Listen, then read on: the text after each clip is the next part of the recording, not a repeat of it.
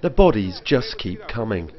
2 days after Japan's biggest earthquake and tsunami disaster since records began, the government has raised the number of confirmed dead to over 1,500.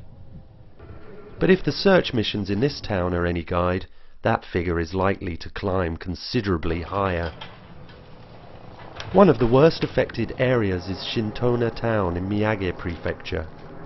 And very close to where the quake struck and then the tsunami was at its highest.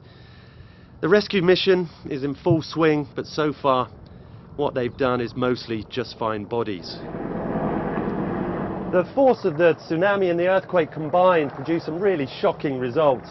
This railway track, which was laying horizontal on the ground, is now being ripped up and pulled vertical. It looks like a garden fence.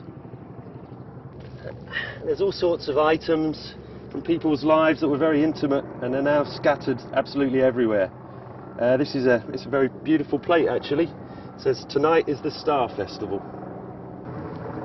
You've got some tatami matting that people would have been probably sleeping on for years. Other bits and pieces all over the place. A record here, old vinyl record, probably some elderly person. Rescue workers said they found 50 dead during a morning's work. Almost all of them were elderly.